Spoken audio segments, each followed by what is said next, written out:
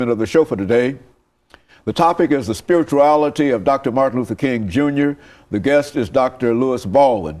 Dr. Baldwin, you know, we're getting ready very soon to celebrate Dr. King's holiday quite soon. And so I think that we've said a lot of things about it over the years, and et cetera, but I don't think that we can say too much about how important it is. Let's talk about the upcoming celebration and what you think people ought to be prepared to do this year in terms of trying to honor Dr. Martin Luther King and make this day a reality and make the event itself a reality in all of our lives, not only African Americans, but all of our lives. Yes, I think given the crises that we face now on a domestic and international level, we should really celebrate Dr. King by focusing on his legacy of spirituality. As you well know, we are in an economic downturn now. There are crises that we are facing internationally.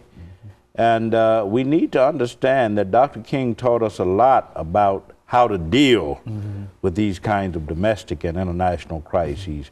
And one way of dealing with them, of course, is through the prism of spirituality. That is, we have to understand that prayer and meditation are very much a part of how we function in the world.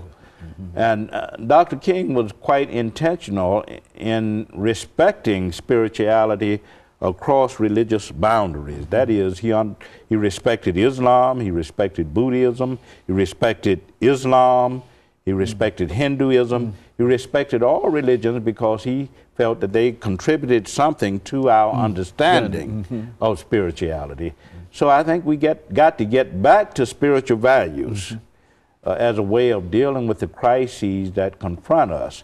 And I think that that taking the King legacy seriously in terms of what it teaches us about spiritual values is very, very important. As a matter of fact, I think I would certainly have to agree with that, because one of the most important things that I think we find today is that so many people really don't have any real understanding of what we mean when we talk about a spiritual life and spiritual values, spiritual principles, and et cetera. And so I think, in other words, so many folks don't believe that there is a spirit in man. Exactly, And I think that if we can, and I think you've demonstrated that Dr. King certainly agreed that there's a spirit in man. That's right. That Jesus Christ was his leader. There's no doubt about that in prayer and et cetera. But a lot of folks don't put that much confidence or that much faith in a spiritual life. That's right, and that's unfortunately because Dr. King always reminded us that life is not about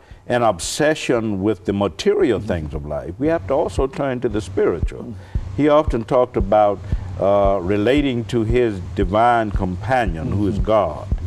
That we have to have a sense of a higher power, that we have to communicate with God through prayer and meditation, and that this in itself can be an empowering force as we face life.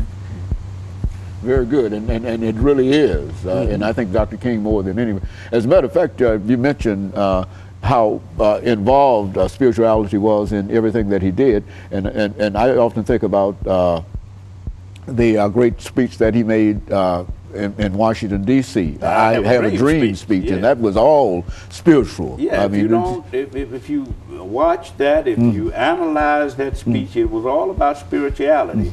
Dr. King was driven by a kind of spirituality that made it possible for him to confront the challenges and the realities of the movement and to stand tall. He was never at a point where he was faltering under the pressure of the movement, in part because of the role of prayer and more generally speaking, the role of spirituality in his life. What did you say in reference to your prayer life, in reference to the speech that he made, that I've been to the mountaintop? How could you deal with anything without dealing with that? Exactly. Exactly. That was a speech peppered with spirituality, if I might make that kind of point. Dr. King was a spiritual leader, and we need to get beyond this idea of seeing him as as only a social activist or a civil rights leader, to begin to understand him as a spiritual leader and as a model of spirituality for our time. And something that we could gain Yes. from him simply by studying him and understanding what he was all about. Exactly, and we get at his spirituality first and foremost through his prayer life. Well, Dr. Baldwin, you know, you've had a chance to deal with Dr. King over many, many years, and do you think that his reputation is becoming, what do you think about his reputation at this time